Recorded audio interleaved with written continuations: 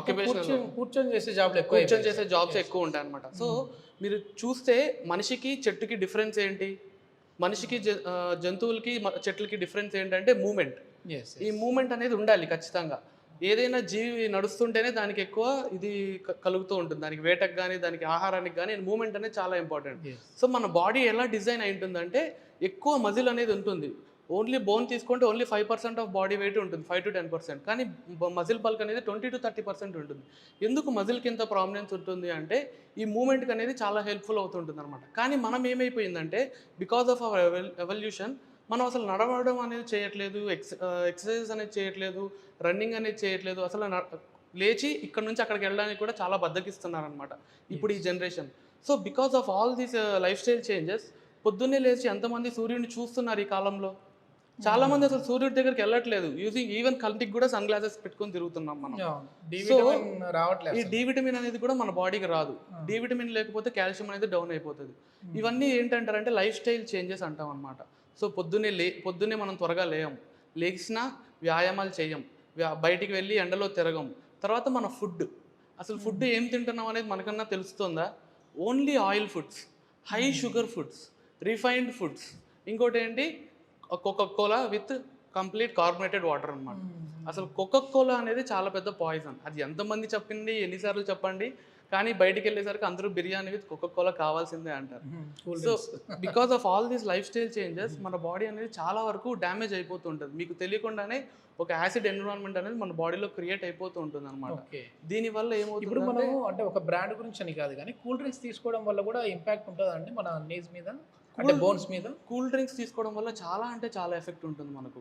ఎందుకంటే దాని లోపల మీరు చూసుకున్నట్లయితే ఎక్కువ మోతాదులో దాంట్లో ఉండేది ఏముంటుందండి, కెఫైన్ ఉంటుంది, హై షుగర్ ఫుడ్ ఉంటుంది, కార్బోనేటెడ్ వాటర్ ఉంటుంది. అంతకు మించిన దాంట్లో న్యూట్రియంట్ ఒకటి చెప్పండి బాడీకి కావాల్సింది ఏమీ ఉండదు. ఇంకోటి ఏంటంటే అసిడిటీ లెవెల్స్. కార్బోనేటెడ్ వాటర్స్ కానీ కూల్ డ్రింక్స్లో కానీ ఏంటంటే అసిడిటీ లెవెల్స్ నార్మల్ pH మంది 7.2 నుంచి 7.4 ఉంటుంది. కానీ ఈ డ్రింక్స్లో ఎంత ఉంటుంది, 5, 4, 3 ఇలాగ మన బాడీ మొత్తాన్ని డ్యామేజ్ చేసేస్తుంటాయి అనమాట. So because of these cool drinks వల్ల కానీ, ఇంకోటి ఫ్రైడ్ ఫుడ్స్. ఎక్కడ చూడండి మీకు chicken manchuria, chicken gobi manchuria, లేకుంటే చికెన్ టిక్కా, ఇవన్నీ ఏంటంటే బర్న్డ్ ఐటమ్స్ అనమాట. So all this of food items అనేవి మనకు బాగా డ్యామేజ్ చేసేస్తూ ఉంటుంది బాడీని. ఓకే, అంటే మరి ఏంటి సార్ దీనికి సొల్యూషన్ ఏంటి? ఇప్పుడు ఆ చిన్న ఏజ్లో మోకాళ్ళ నొప్పులు రాకుండా ఉండాలంటే ఏంటి? ఇవన్నీ మానుకొని చూడండి, ఎంత మనం ఆధునికంగా చదివినా కానీ ఐదు మనకి హెల్తీ ఫ్రెండ్స్ అంటారు. ఒకటి త్వరగా లెగవడం, పొద్దున్నే పూట వ్యాయామాలు చేయడం, నలుగురితో కలిసి ఉండడం, ఆనందంగా ఉండడం, మంచి నిద్ర తీసుకోవడం. ఓకే, ఫుడ్ ఏది మంచిది అంటారు సార్? అంటే ఈ మోకాళ్ళ నొప్పులు ఉన్న వాళ్ళకి కొన్ని ఫుడ్స్ చెప్తా ఉంటారు, ఈ ఫుడ్ తినకూడదు, ఈ ఫుడ్ తినాలి అని చెప్పేసి. సో ఫుడ్స్ లోపల ఎందుకు మీరు మోకాళ్ళ లోపల మనకి గుజ్జు ఉంటుంది అనమాట. దాన్ని ఏమంటారంటే ఆంగ్లంలో ఆర్టికులర్ కార్టిలేజ్ అంటాం. ఈ ఆర్టికులర్ కార్టిలేజ్ అనేది ఏమవుతుందంటే ఎక్కువ మూమెంట్ జరుగుతున్నప్పుడు, ఒకటి అధిక బరువు ఉన్నా, లేకపోతే వాళ్ళకి డయాబెటీస్ ప్రాబ్లం ఉన్నా, లేకపోతే వాళ్ళకి ఎక్కువ ఇంతకుముందు ఎప్పుడైనా దెబ్బలు తిని ఆర్టికులర్ కార్టిలేజ్ కానీ మోకాళ్ళు కానీ దెబ్బలు తిన్నా, లేకుంటే వాళ్ళకి జీన్స్ ప్రాబ్లం ఉన్నా, ఈ 4 ప్రాబ్లమ్స్ వల్ల ఏమవుతుందంటే ఆ ఆర్టికులర్ కార్టిలేజ్ అనేది సైనోవియల్ ఫ్లూయిడ్ అనే ఒక గుజ్జుని బయటకు ఉత్పత్తి చేయడం తగ్గిపోతుంది అనమాట. ఈ తగ్గిపోవడం అనేది యూజువల్గా పాతకాలంలో 70 నుంచి 80 సంవత్సరాల వాళ్ళకి జరుగుతుంది. ఎందుకంటే జీవన విధానం వాళ్ళు ఇంకా లైఫ్ స్పాన్ పెరిగే కొద్దీ ఇవన్నీ డౌన్ అయిపోతూ వస్తుంది. కానీ ఈ కాలంలో ఏమవుతుంది అంటే because of all this food and life style changes వల్ల మనకి ప్రాబ్లం వస్తుంది. మీకు క్లియర్గా ఎక్స్ప్లెయిన్ చేస్తాను. ఇది మనకి నీ జాయింట్ ఇలా ఉంటుందండి. దీని చుట్టూ మనకి ఏముంటుందంటే ఒక కవరింగ్ ఉంటుంది ఇలాగా. దీన్ని ఏమంటారంటే సైనోవియల్ జాయింట్ అంటాం. సైనోవియం. సో దీని నుంచి ఏమవుతుందంటే మనకి ఇక్కడ కార్టిలేజ్ ఉంటుంది ఇలాగా. ఇదే మనకి గుజ్జుని సప్లై చేసే సప్లై అనుకోండి, మీకు అర్థం అవ్వడానికి. దీన్ని ఆర్టికులర్ కార్టిలేజ్ అంటారు. ఎప్పుడైతే దీని నుంచి వచ్చే ఇవన్నీ ఉంటాయి చూసారా, దీనివల్ల ఏమవుతుందంటే మనకి మూమెంట్ అనేది చాలా స్మూత్గా జరుగుతుంది. మీరు ఇప్పుడు చూసుకున్నట్లయితే మనకి మీకు అర్థమయ్యే విషయంలో చెప్పాలంటే మనకి బ్రేక్ వైర్లు ఉంటాయి, బైక్ ఉంటుంది, దానికి ఎందుకు మనం గ్రీస్ అప్లై చేస్తాం? ఆ మిషన్ సౌండ్ రాకుండా ఉండడానికి, అది మిషన్ స్మూత్గా రన్ అవ్వడానికి. సో ఈ జాయింట్ కూడా మనకు చూసుకుంటే ఇది మోకాల్ జాయింట్. దీని లోపల ఇలా ఓపెన్ చేస్తే ఇది ఒక పెద్ద ఎముక, కింద ఎముక. ఇది దీని లోపల మీకు కనిపించే బ్లూ కలర్ చూసారా, దీన్నే మనం ఆర్టికులర్ కార్టిలేజ్ అంటాం. ఈ ఆర్టికులర్ కార్టిలేజ్ అనేది మనకి జాయింట్ని స్మూత్గా రన్ అవ్వడానికి హెల్ప్ఫుల్ అవుతూ ఉంటుంది. ఓకే. ఎప్పుడైతే మనకి బండి లోపల గ్రీజ్ అయిపోతే ఎలా వస్తుంది, టక్ టక్ టక్ టక్ అని సౌండ్ వస్తుంటుంది చూసారా, బండి వేడెక్కిపోతూ ఉంటుంది, ఇంజన్ అనేది స్మూత్గా రన్ అవ్వదు, ప్రాబ్లం అంతా వస్తూ ఉంటుంది. సో సేమ్ అదే విధానంతోనే అదే విధానమే మన బాడీలో కూడా జరిగేది. ఎప్పుడైతే ఈ ఆర్టికులర్ కార్టిలేజ్ అనేది డౌన్ అయిపోయిందో ఆటోమేటిక్గా ఈ సిస్టమ్ అనేది ఇక్కడ ఇంత గ్యాప్ ఉంటుంది చూసారా, ఈ గ్యాప్ అంతా ఏమైపోతుందంటే ఇలా వచ్చేస్తుంది ఎముక, ఇలా ఎముక వచ్చేసి దీనివల్ల ఏమవుతుందంటే ఓకే. అంటే ఈ ఉండాల్సిన గ్యాప్ ఉండదు అప్పుడు. ఈ గ్యాప్ అంతా తగ్గిపోతుంది.